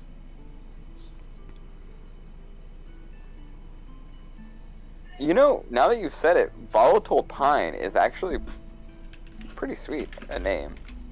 Yeah, sounds like a magic card. Totally. Volatile Pine or volatile Fir? I guess pine does sound more like tree, huh? Yeah, Volatile Fir does start giving you a more like animal kind of like image, but you know, it's obviously, but you know, yeah. What's like I keep imagining, oh, what about like evocative of like shrapnel or like something like that. Because I keep imagining how painful it would be to get like the little chunks of a pine cone stuck under your skin after an explosion. That would suck. So I like keep thinking about the shrapnel or like shards, something like that. I like the word shrapnel. The shrapnel pine.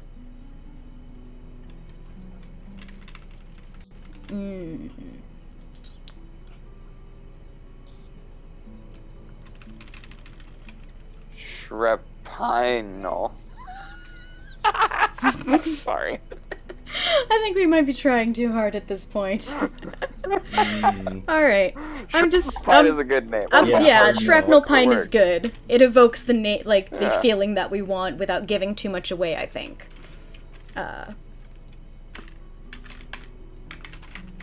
Malicious trees have explosive pine cones that it can launch at anyone who gets too close.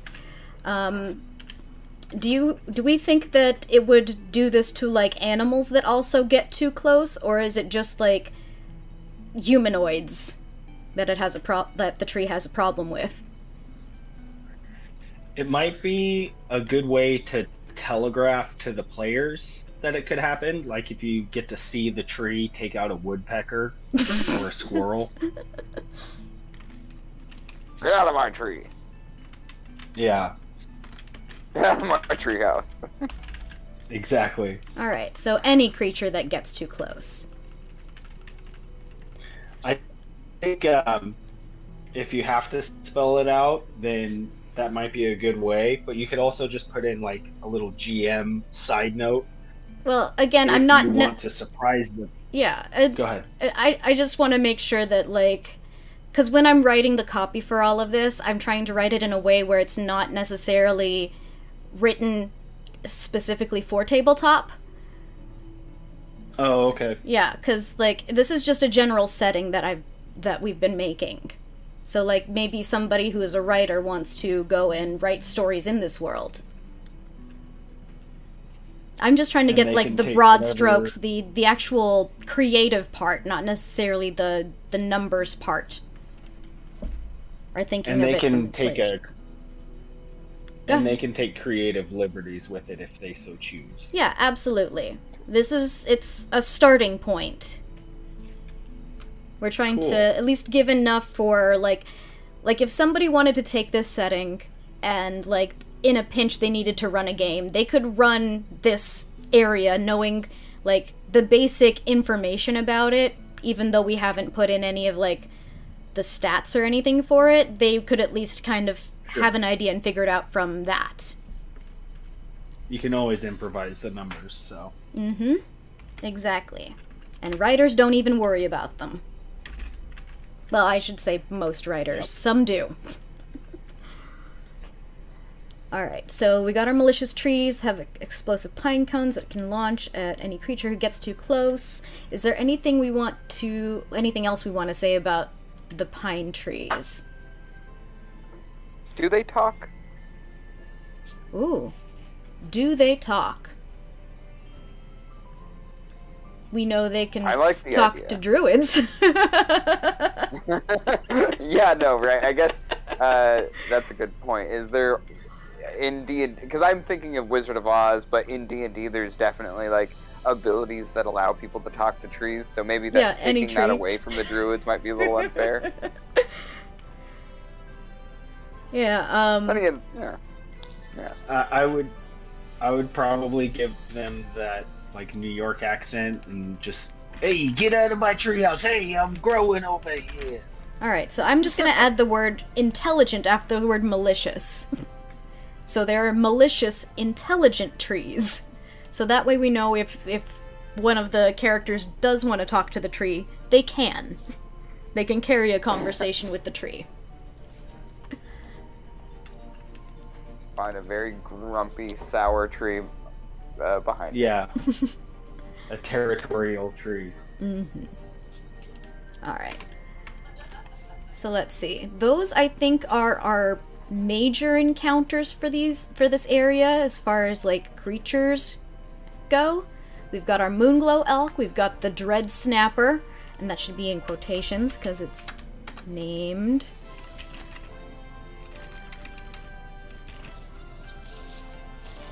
We've got our Trickster Changeling character. We've got our Shrapnel Pine. So the only things we haven't tackled are these environmental encounters. So this is going to be like the steam spouts, the like the possibility for tremors, the hot springs.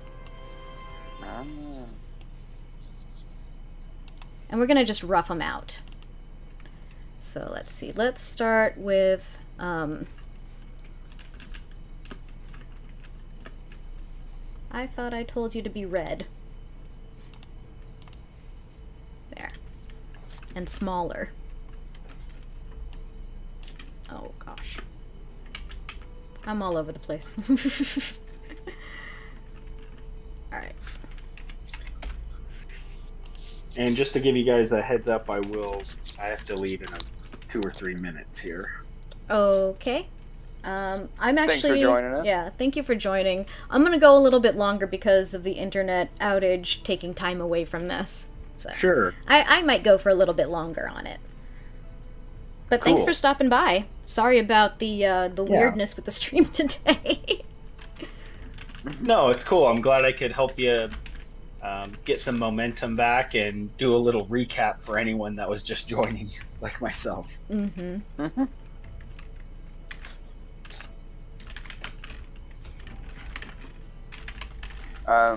So are we trying to, like, give these, like, a certain flavor, these elemental hazards? So I'd like to just kind of get some information about them. Like, I'm starting with the reverse waterfall first. We know that it's magical in origin. We know that water flows upwards into the clouds.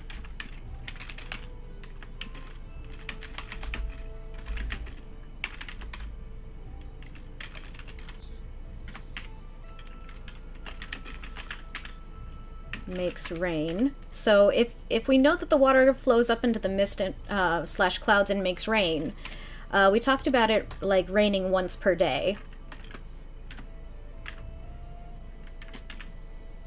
Or snowing, possibly, right? Yeah. Rain Precipitation. slash snow. And this is like regular, it has to happen. And because the volcano's hot, that's perfect. Because it's hot, it will melt the snow, which will feed back into the lake. So, like, I'm guessing around the lake, there's probably, like, an aura of, like, still brown dirt when it's snowing. Mm-hmm. Or fog. Or steam. Oh, there's plenty of that. All of that. We've called it the Mists of Ambiguity. That's what we decided the name was. Okay, there you go. Yeah, so we got it covered on the mist front. Alright, well, you guys have a great stream. Have a great night. Thanks, you too, Take Zach. care, brother. Drop in again anytime. I'll try. Bye-bye. Bye! Zach may be gone, but we're gonna keep going. So, water flows up in the mist, cloud makes rain one time a day. Do we want to define what time of day it does that? Because we can say, like, sunrise, middle of the day, evening. Ooh. I guess if you're trying to mess with your party, evening, because that's their most likely time to want to be resting, and they go from resting in the openness because it's not covered in snow to all of a sudden it's snowing, they're gonna have their rest interrupted. So if you're being nice to your party, definitely like in the morning.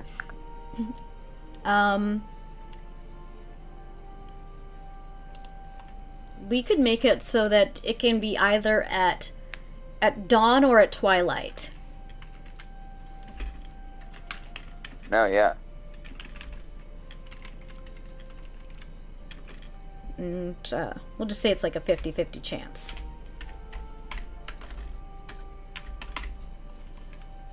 That font is still too big. There we go. That's better. Alright. So it rains or snows once a day at either dawn or twilight, kind of up to whoever's writing the story, if there's a particular one, or you can always just roll a die and find out. Alright, so it's magical in origin, has a charm spell written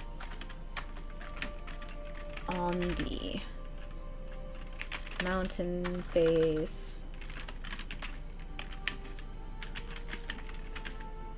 behind it.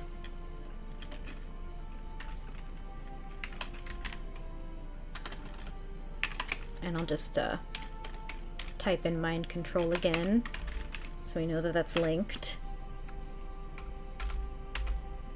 Alright, so reverse waterfall. I think that's all the information we need on that. We wanted to... Oh, we have the lake. So I should probably put feeds from lake of runoff. Alright. I'm just gonna call it Misty Lake. I think that's a suiting name. It's a hot spring lake.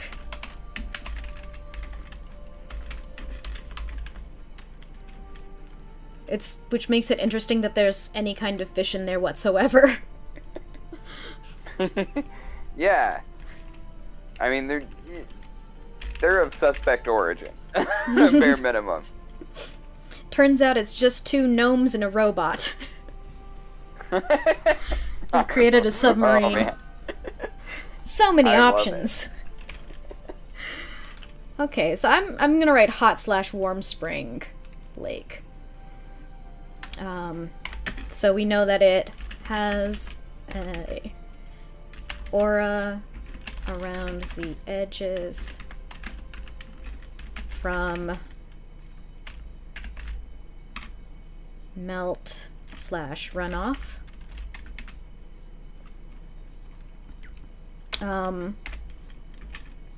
Do we think it's shallow or deep? It's got a 30-foot fish in it, but that's 30 feet long. I imagine it's like, it's a crater lake, you know? Yeah. So, it definitely, at its bottommost part, I would imagine it's like, deeper. I imagine it's pretty deep, I guess, is where I'm going with Okay. that. I don't, yeah.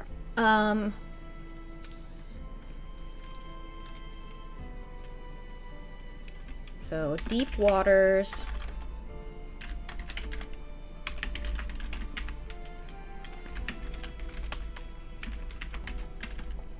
Oh, yeah, and I guess it's magical. It doesn't really matter. You could do it. Yeah, I was thinking, because it would make more sense for there to be more water so that the waterfall could function, but it's magic, so it doesn't. I'm overthinking it. Yeah, so to describe the type of crater that we were talking about, I wrote it's got deep water, but it's got steeply sloped beaches. So it's not like you can wade out. It's like splasher in the pool. Right. Actually, alright. No shallow end. All deep end, no shallow. You are in or you are out.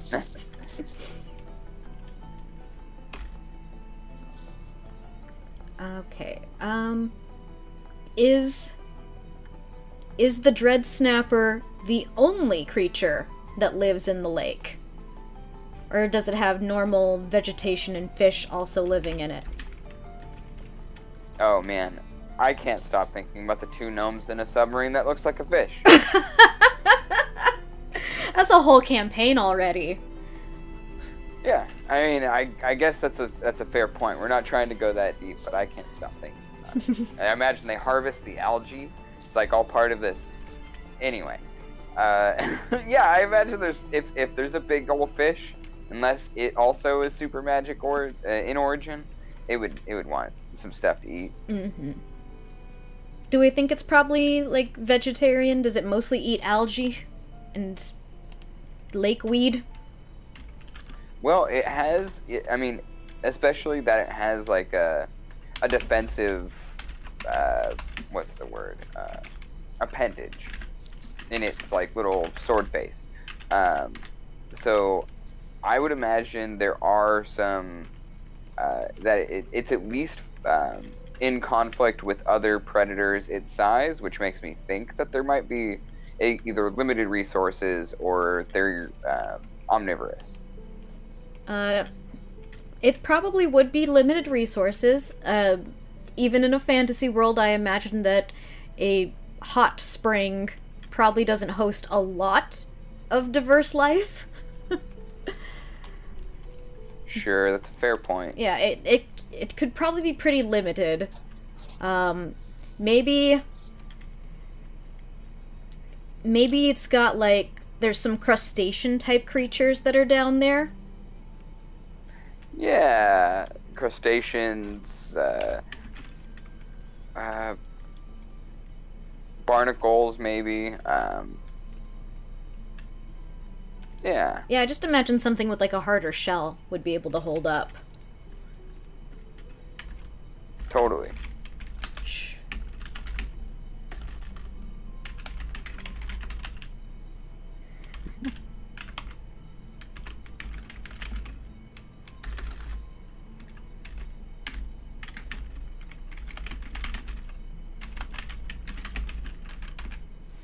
Alright, so shellfish and crustaceans live in and around the water. Alright, that'll be good for the lake. Let's talk about these steam vents. Spouts. Yeah. Do you think they have like an area of effect on the steam when they pop off? Like maybe 5 feet, 10 feet in diameter around where the... You're probably more like 5 feet. Cool. Yeah, that's... sounds pretty reasonable. Yeah.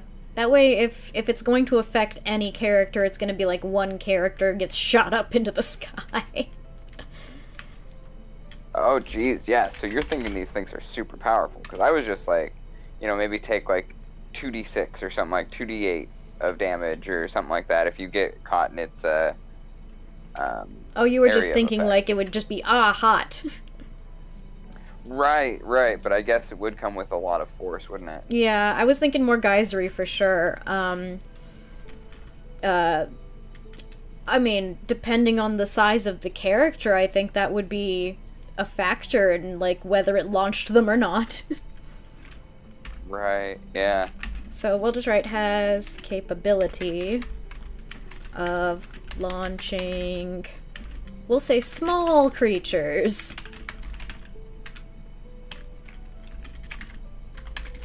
Medium and larger are pushed aside. Rangers, keep your companions close by. Unless it's a flying type, then it should be fine. Yeah, there you go. Oh, how high up do they shoot? I guess is another question that Yeah. probably should be addressed. How high does Old Faithful go? 30 feet? I'll look it up for you. I have no clue. I couldn't even estimate a guess. Hey chat, do you know how high up Old Faithful goes? The geyser? I don't know who's left in chat because of the drop that we had, but if there's anybody in chat that knows.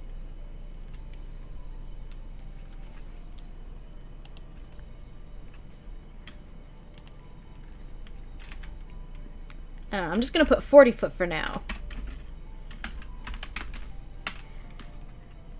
If you're going from a D&D standpoint, I'm sure you probably want to Whoa! calculate by fall damage. Okay. This is a big hold number, up. isn't This it? is actually kind of blowing my mind. An eruption lasts 1.5 to 5 minutes, expels 3,700 to 8,400 gallons of boiling water, reaches a height of 106 to 184 feet. Oh, that's a Average lot temperature- higher than I thought. Yeah. Average temperature is 169 Fahrenheit. So 40 is being kind. Yes. 40 is a gentle geyser. Yeah, I'm willing to go up to 50. 50 is a nice round number. But again, like, I would advise if someone does want to take this into a D&D setting, consider your players' hit points and calculate according to fall damage whether or not you want them to survive this kind of a thing. Yeah. And I mean, definitely give them Right. some kind of reflex save. Right, because fall damage does get really wild. It gets like, stacks on nasty top of after a something. while. Yeah, so 108 feet, 184 feet, that would be, yeah. Yeah, that would be bad for your players. Mm-hmm. Yeah, Yeah, this is...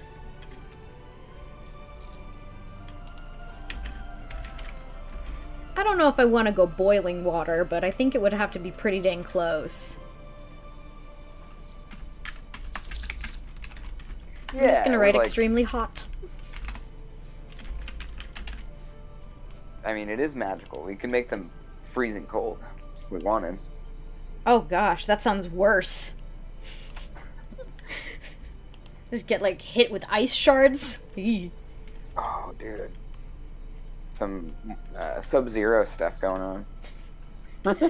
Oh, that'd be cool to watch, though, like a snow geyser. Yeah. It'd be wild. Or, like, even have them alternatingly. Like, the hot water comes up and melts the big ice spikes that the ice geyser forms. And then because the ice has melted, it cools everything down. Yeah. That'd be wild. Anyway, yeah, just spitballing. Just spitballing. Yeah, we're just throwing ideas out there now. Okay, Hot Springs, Crater Lake. Okay, the last thing we are gonna do is we're gonna talk about the tremors and the fissures that can happen.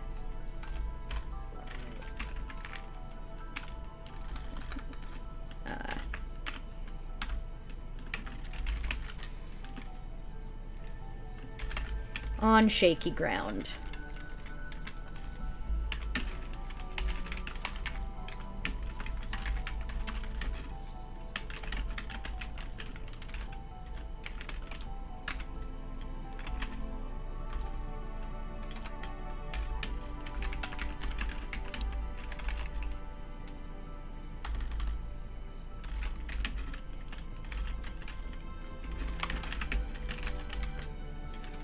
So I'm just writing down that the volcanic activity can cause tremors. So that'll be like a little earthquake that happens. Fissures could appear in the ground during earthquakes.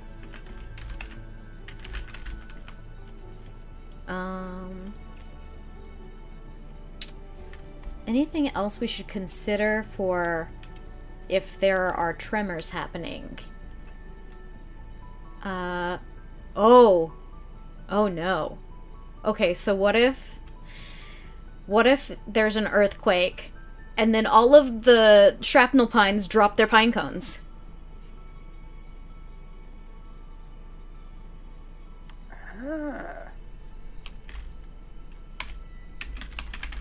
I love it.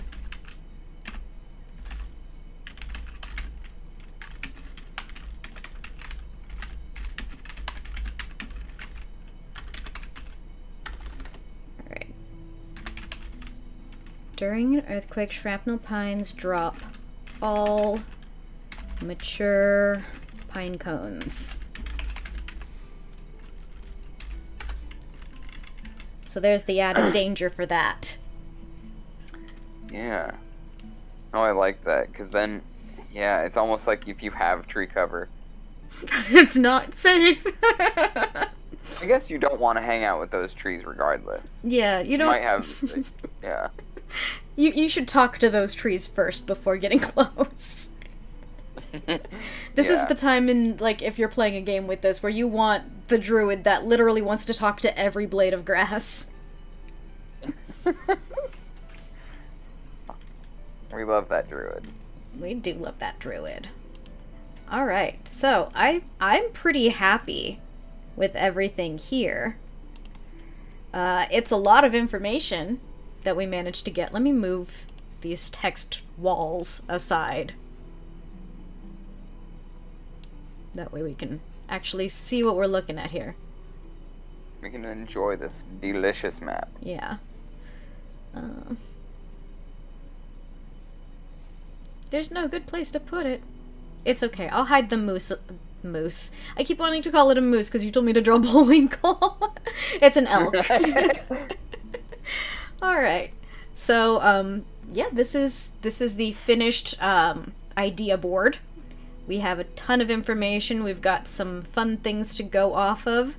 It's going to be my job to go through and make sense of all of this and actually draw out something much more lovely and less rudimentary than what is currently on your screen.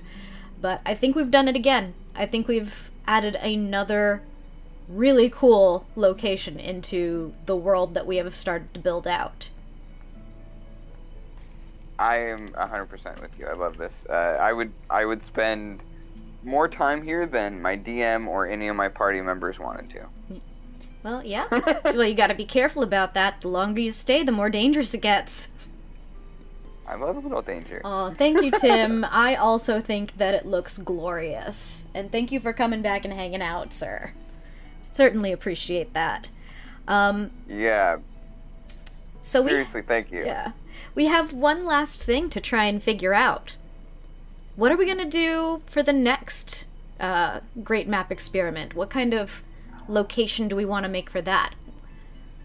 We've done a natural landmark. Do we want to do a constructed one? You can make like a henge or something like that. We haven't done a fort yet. Ooh. or a castle? Oh man, I mean, all these sound fun. Chat. Let's. Why don't you, Tim? If you have any ideas of what you want to do next, let us know before we move on. I could go any which way with that. This could be. This will be fun regardless. Volcano shop. I mean, I might have the perfect location for it on the map. But I think we'd already have to commit to that location if we were going to do that, which I don't mind doing. A volcano shop kind of sounds fun. Yeah, you'll find no complaints here. Alright, you know what? Screw it. We're doing Volcano Shop next. We're gonna use one of the locations on the western island where there's already a volcano stamp there and an X at the bottom of it. I know exactly where it is. So I think that's the plan moving forward. So that should be in a couple of weeks, pending mental health. Like I said, I am getting my medications currently adjusted. So it all depends on whether my anxiety level is going to allow me to want to do any kind of public speaking. And we will be patiently waiting, regardless. Mm-hmm. But in the meantime, we have a ton of other interesting things going on over at Nerdcrafty. Tomorrow we have an episode of Ignore the Bird, Follow the River, which is the Willow podcast. And in this one, we are actually sitting down to, well, the hosts of the podcast sat down to chat with Alan Varney, who is a prolific writer for tabletop and other fantasy items, as well as the Willow Sourcebook, and he worked on Paranoia and a bunch of other games, so it was a really cool conversation. That'll be out on all of the podcast places tomorrow. And then this Sunday, we have the Ironhearts game again. Woo! Yep. And, where did you guys leave off? Remind me where... You haven't made it to Fort Camp Righteous yet. Well, yeah, last we left it, old Ironhearts had realized they were lost and had to reckon with finding somewhere to sleep on real short notice in the middle of a blizzard. And yeah, our good friend got real upset with us that we missed Camp Righteous, because I mean, she was the whole reason we were going there, for friends of the Gauntlet. But hopefully we'll try and rectify that situation, although many things went sideways, so we'll just have to see how that goes. Yeah, you'll have to tune in on Sunday at 5:30 to find out. I also wanted to do one last reminder that we are doing a big celebration for Tabletop Day, June 4th. It's gonna start off with a rerun of the drag game that I ran. We have a Fantasy Grounds game that Shane is going to be running. We have a couple of really fun discussion panels that we're going to be doing. One for Dungeon Masters and talking about interpreting rules and homebrewing rules. And then for players, we're going to have a discussion on building character, kind of from the inside out, from like an actor's point of view. Which is super helpful, especially if you are going from that kind of like inside out. You'll figure things out along the way, and it'll make the actual like numbers building easier. And then after all that, we have a special one-off with some of the Ironhearts. They're going to be playing a racing simulation tabletop game that Zach is calling the Iron Carts. So definitely come and hang out with us for that. If you want to know what's going on, check us out at nerdcrafty.com. We have our schedule up there, as well as all of the information about our artists and creators. Don't forget to hit follow if you haven't already, so that you can find out every time we are streaming live. You can check out all of our VODs on YouTube. There is a channel linked somewhere around this channel. And then you can also check us out on all of the social media places. Weston runs the TikTok. It's fantastic. Yeah, we're all over the place. Just search Nerdcrafty, you will find us. Yes, yeah. In fact, if you do a Google search of Nerdcrafty, we do pop up pretty quickly in there. We're easy to find. Yep. Come on, join us. But, yeah, I think we are going to call this a wrap on today's stream. Again, I'm sorry for the interruption earlier, but internet's been a little bit wonky out here in Las Vegas now that the temperature has gone up and, you know, it can start frying electronics and things like that, so hopefully next time will go a lot smoother. But you'll have to wait till then to find out when we work on a volcano shop. But to be I like making shops in D&D and in fantasy settings. They're fun. Alright. Oh yeah, I'm already thinking of the Gorons. Yeah, but I think it's time to say good evening. So again, thank you for being here. Thank you for hanging out, for all of your input that you've given. Hopefully the people who were in the chat earlier can come back and see this so that they know that they got their thank yous as well. I want to just shout out the most recent follows. We have Henbane Productions, followed 3 days ago, and Gypsy Evie, followed 8 hours ago. So thank you for following. It really does help. We're trying to reach affiliate status. I feel like this is the longest goodbye ever, so I'm just gonna go ahead and wrap up here. All right. And Weston, we can talk more after this. All right, bye everybody.